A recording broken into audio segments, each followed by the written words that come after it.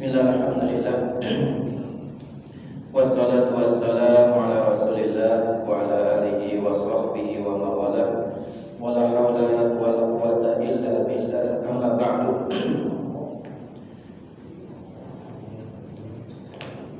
Puji dan syukur kita panjatkan kehadirat Allah Subhanahu wa taala. Salawat dan salam semoga terlimpahkan kepada junjungan kita Nabi besar Muhammad sallallahu alaihi wasallam, kepada keluarganya, para sahabatnya dan para pengikutnya sampai akhir zaman. Alhamdulillah, pada kesempatan malam Jumat ini kebetulan Bapak Iman, putranya Bapak Haji Ukon, mudah-mudahan keluarga Bapak Iman diberikan keberkahan, dan juga Bapak Haji Ukon yang sedang sakit, mudah-mudahan Allah sembuhkan segala macam penyakitnya dan sehat kembali. Dan kita yang hadir yang turut mendoakan, mudah-mudahan kita pun sama diberikan kesehatan lahir batin, dipanjangkan umur, dan tetap dalam iman Islam, istiqomah di dalam beribadah pada Allah Subhanahu wa taala. Masih di dalam bulan Rajab, bahwa bulan Rajab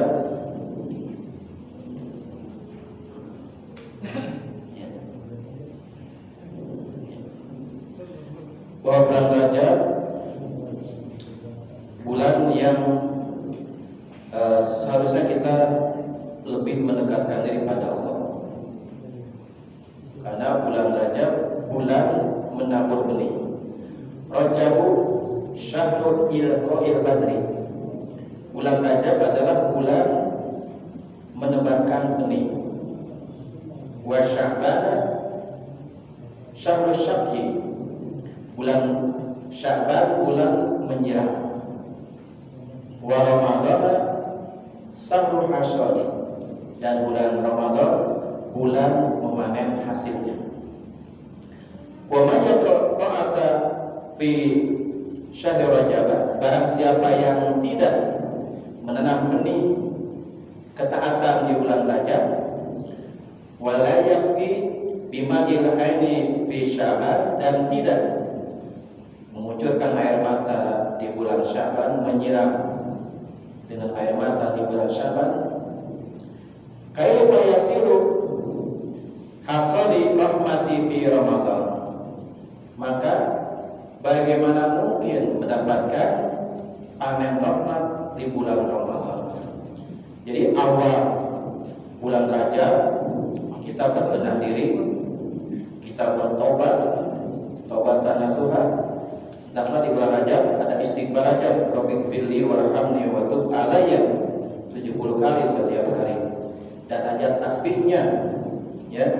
Subhanallahil hayyul qayyum tanggal 1 sampai dengan tanggal 10. Subhanallahil ahadis samad tanggal 11 sampai dengan 10, tanggal 20, tanggal 11 sampai dengan tanggal 20, dan subhanallah kirabu tanggal 21 sampai dengan 30. Supaya kita mensucikan diri di bulan Rajab ini, sehingga begitu menginjak bulan Sya'ban kita sudah bersih ya hati kita dari berbagai macam penyakit, terutama yang berkaitan dengan dosa.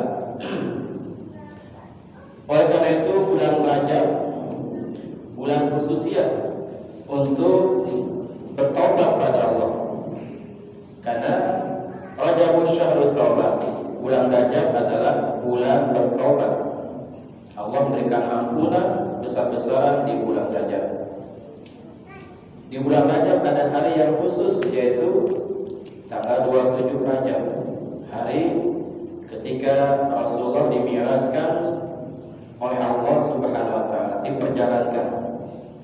Dan ada hadiah yang istimewa, yaitu masalah sholat. Allah memerintahkan sesuatu, ya, melalui malaikat Jibril alaihissalam. Tapi masalah sholat langsung Allah memanggil Rasulullah, sehingga tidak ada makhluk yang apa yang lebih istimewa daripada Rasulullah SAW. Malaikat Jibril pun tidak mampu untuk berhadapan dengan Allah Subhanahu wa taala. Masalah salat masalah yang sangat penting, ya. Karena yang pertama kali Allah wajibkan kepada umat Nabi Muhammad adalah masalah salat, ya. Dalam sabdanya, awwalu ma faradallahu ala ummati as-shalawatul khamsah. Yang pertama kali Allah wajibkan terhadap umatku adalah masalah salat. Wa awwalu ma yurfa'u min a'malihim as-shalawatul khamsah. Dan yang paling pertama kali diangkat amal mereka adalah salat lima waktu. Wa awwalu ma yus'aluna min a'malihim as-shalawatul khamsah. Dan yang paling pertama kali ditanya amal mereka adalah masalah salat lima waktu. Dan Masyawirin terangkan awwalu ma yuhasabu bihi al-'abdu yawmal qiyamati as-shalah. Fa in salaha sa'iru amalihi wa in fasada sa'iru amalihi. Yang pertama kali dihisab, dihitung amal seorang hamba pada hari kiamat, yaitu yang berkaitan tentang salat. Fa in salaha sa'iru amalihi. Apabila salatnya baik, maka semua amal ibadah yang lainnya baik, ya. Baik fasada wa in fasada sa'iru amali. Maka apabila salatnya rusak, maka rusaklah seluruh amal ibadahnya. Jadi salat sebagai tolak ukur terimanya amal kita. Walaupun banyak bersedekah, banyak umroh, haji berkali-kali, menyantuni yatim, tapi tak sholat percuma, tidak akan terima ibadahnya. Ya, di sholat sebagai tolak ukur diterimanya amal seorang hamba. Sehingga masalah sholat dibahas khusus dalam fikih dari mulai muharram, ya, semuanya dibahas. Oleh karena itu, dengan sholat ini terangkan as-salatu imaduddin wa fiha ajru khisal. Salat merupakan tiangnya agama. Dan di dalam salat ada 10 keistimewaan. Yang pertama, zainul wajhi. Orang yang sering salat wajahnya cemerlang, ya, yang hidungnya memancarkan cahaya seperti Bilal bin Rabah, orang Afrika, walaupun hitam tapi bercahaya, ya. Zainul wajh artinya ada penghias di wajahnya, wajah kesolehan, ya. Walaupun wajahnya jelek misalnya, tapi ada, ya, hiasan di dalam sujudnya, ya. Min asari sujud, punten, ya. Nanti di akhirat, ya, ada tanda-tanda sujud, ya, di bekas keningnya ketika di padang mahsyar. Kali dunia kita sembunyikan, jangan sampai kelihatan taraf kita hari itu, punten, ya. Ini jangan sampai nanti di akhirat tanda-tanda sujud ada dalam keningnya. Yang keduanya, wa nurul qalbi. Orang yang sering sholat, terutama sholat berjamaah di masjid atau di mushola, ada pancaran sinar dalam hatinya. Wa nurul qalbi, hatinya bersinar. Jadi tanpa disadari dia beribadah tanpa ada paksaan, ya, merasa nikmat beribadah itu, ya, merasa kebutuhan malahan. Salat bukan beban, jadi kebutuhan. Dengan salat bisa mengatasi berbagai macam masalah kehidupan. Kita banyak dosa, udah bergelimang dengan dosa, berzina, mencuri, mabuk, membunuh. Dengan sholat ada solusinya, yaitu sholat taubat nasuha. Insya Allah semua permasalahan yang berkaitan dengan dosa semuanya akan dihapuskan oleh Allah Subhanahu wa taala. Kita banyak masalah, lupa hutang, ya banyak kebutuhan, sedangkan kemampuan terbatas. Ada solusinya. Salat hajat, dengan salat hajat kebutuhan kita insya Allah, asalkan sering salat hajat dan jangan 1 kali 2 kali, ya. Semuanya dengan salat bisa diatasi, ya. Banyak pilihan. Kayak itu kata 5 gawe, kata 5 gawe. Banyak yang naksir misalnya, ya. Ada solusinya. Bagaimana? Ini kita bingung. Bagaimana memilih ini? Ada solusinya. Salat istikharah.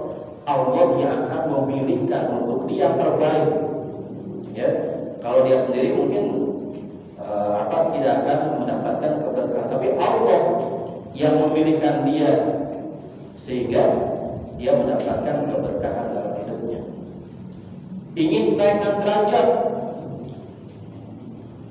karena dengan derajat yang tinggi Allah memuliakannya dalam surga. Ya, ingin mendapatkan kelapangan, rezeki, umur berkah, ingin mendapatkan sesuatu yang melebihi orang lain derajatnya, ada salat tahajud.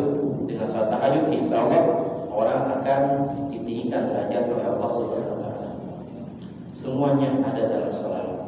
Dan puncaknya ketika seorang hamba sudah menginginkan salat lagi, semuanya sudah dilaksanakan. Salat taubat sudah, salat hajat sudah, salat istikharah sudah, salat istikharah, salat tahajud sudah. Ya, ada lagi salat ini barang halal atau haram. Kita nggak tahu. Ya, kerja kita mendapatkan gaji, ya, nggak tahu halal dan haram atau diberikan oleh orang lain. Kita lagi diam dikasih uang misalnya, ya. Ada solusi bagaimana caranya supaya harta kita halal. Ada salat duha, ya. Fa'in saluhat fa'inna haraman fa'in, apabila rezeki ini haram maka halalkanlah. Semuanya ada dalam salat. Dan puncaknya adalah salat tasbih. Ya, ini salat bagi orang yang benar-benar sudah taqarrub pada Allah. Ya, sudah benar-benar menikmati salatnya, bukan jadi beban. Sudah menyatu salat itu dengan dirinya. Makom para ulama, para wali, kita pun bisa, ya. Jadi sampai-sampai Rasulullah berpesan kepada pamannya Sayyidina Abbas, wahai pamanku, sholat tasbih setiap hari. Nggak mampu seminggu sekali, nggak mampu sebulan sekali, nggak mampu setahun sekali, nggak mampu seumur hidup sekali saja sholat tasbih. Ya, memang kalau pertama kali mungkin agak sedikit pusing, ya, sekitar 42 menit. Kalau udah terbiasa 30 menit. Jadi ini puncaknya orang yang taqarrub pada Allah. Sehingga orang yang sholat, setiap tadi wa nurul qalbi, hatinya akan bersinar, ya, tidak seuzon pada orang lain. Dia selalu baik sangka kepada orang lain. Yang ketiganya warahatul badani, sehat badannya. Orang yang sering sholat insya Allah Pak Haji itu lihat tuh, udah berbadan tua tapi jak-jak dikene, ya. Banyak anak muda udah lewat, ya, sudah nggak bisa apa-apa malahan, ya, kibur lah itu, sering mabuk, sering macam-macam. Ini ya Pak Haji nih, udah tua masih jak-jak kene, ya. Kenapa? Karena setelah itu warahatul badani, menyehatkan badan, gerakan tubuhnya, ya. Sampai-sampai kepala kita bisa dibawa untuk peredaran darah, ya. Entah apa sering dia, ya, pusing. Kenapa? Allah memberikan kepada dia kebingungan sehingga pusing, ya. Bagi orang yang sholat, insya Allah peredaran darah semuanya yang mengalir dengan baik. Yang keempatnya, wa'unsul fil qadri, orang yang sering sholat berjemaah, terutama awal waktunya, dia akan menyenangkan dalam kuburnya. Di dalam kubur senang. Bagi orang beriman, al-mautu rahatu ni'mal mautu rahatu mu'min. Kematian merupakan istirahat yang terbaik bagi orang beriman. Sehingga dalam kubur menyenangkan, ya. Wa unsun fil qabri, menyenangkan di dalam kubur. Karena dalam kubur banyak yang akan memberikan pertolongan. Di antaranya setiap huruf Al-Quran Allah akan jadikan satu malaikat yang akan menolongnya. Dan juga ibadah sholat, ya, sehingga orang tersebut merasa nyaman di alam barzahnya, di dalam kuburnya. Wa unsun fil qabri, menyenangkan dalam kubur. Yang kelima, wa manzil rahmati, ya, dia akan mendapatkan rahmat dari Allah Subhanahu wa taala, akan turun rahmat kepada dia. Orang yang mendapatkan satu rahmat dijamin masuk ke dalam surga. Yang keenam, wa miftahus sama, sebagai pembuka pendobrak pintu langit. Salat, apabila kita selesai salat berdoa, maka akan terbuka langit sehingga doa kita akan terima, ya. Yang ketujuh, wasiqlul mizan, akan memberatkan di dalam timbangan amal. Yang kedelapan, wa mardatu rabbi, mendapatkan keridhaan dari Tuhan, yaitu Allah Subhanahu wa taala. Yang kesembilan, wa thamanul jannati, harga yang mahal untuk masuk ke dalam surga. Seperti yang tadi, yaitu ibadah haji puluhan kali, umroh ratusan kali, zakatnya sampai miliaran, santunan yatim, menyumbang salah satu sholat percuma. Kata sholat sebagai harga yang mahal untuk masuk ke dalam surga. Yang ke-10, wa hijabun minan nar, sebagai penghalang dari api neraka. Insya Allah mudah-mudahan kita semuanya, ya, bisa melaksanakan sholat dengan khudur, ya, hadir hati, khusyuk dan khudur, sehingga sholat kita diterima oleh Allah Subhanahu wa taala dengan syarat sholat berjamaah. Karena dengan sholat berjamaah, walaupun kita kurang ilmu, ya, kita kurang bacaannya, semuanya akan diterima. Allah memandang jemaahnya. Misalnya imam tidak khusyuk, ya, tapi ada satu makmum yang khusyuk, semua diterima, ya. Semua makmum tidak khusyuk, imam khusyuk sendirian, semua diterima amal ibadahnya. Imam terkhusyuk, makmum komodoi, gitu kan. Dilihat kerapihannya, safnya. Itulah berjemaah, semuanya budak, polos, ya, semua diterima dengan berjemaah. Oleh karena itu, sholat rajuli fi jamaati khairun min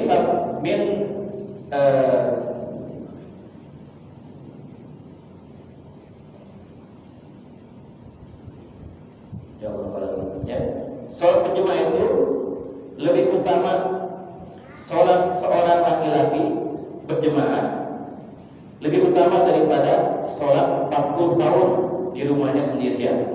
Sehingga orang yang melaksanakan sholat satu kali berjemaah dibandingkan dengan dia sholat di rumahnya 40 tahun, lebih bagus sholat berjemaah satu kali, ya.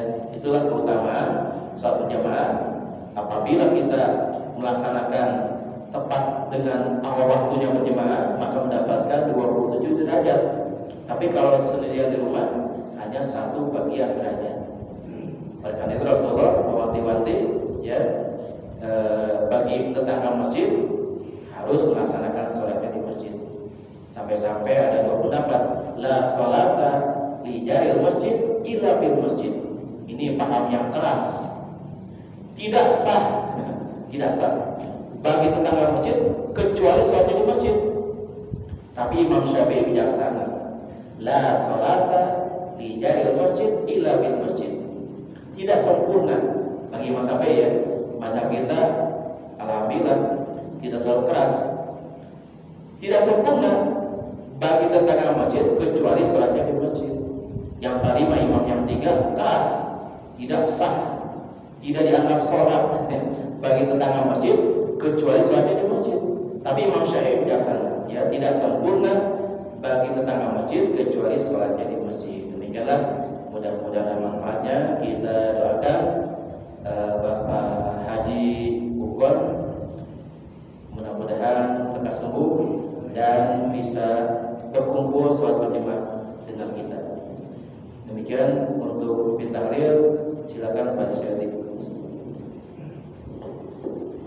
Assalamualaikum